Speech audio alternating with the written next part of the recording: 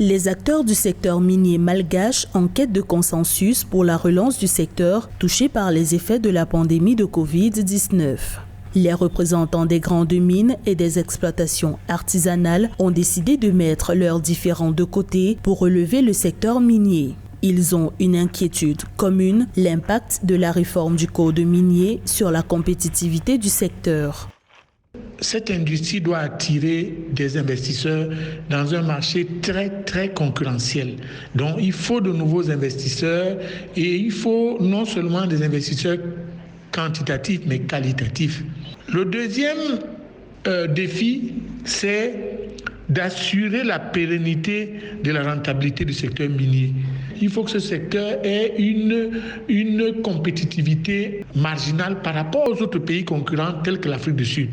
Il faut améliorer la résilience du secteur minier malgache.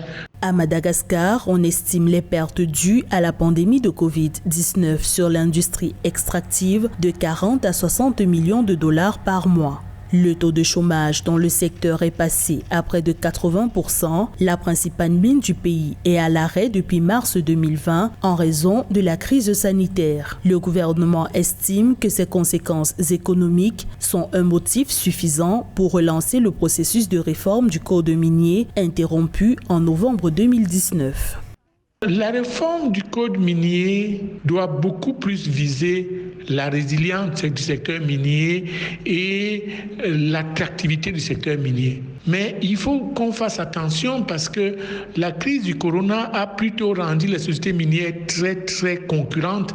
Et si on essaye de vouloir plutôt augmenter les recettes minières, c'est diminuer l'engouement des investisseurs.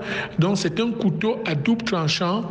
Le secteur minier contribue à 5% au produit intérieur brut de Madagascar. Pourtant, les revenus miniers représentent 60% des recettes en devises et 30% des recettes fiscales de Madagascar.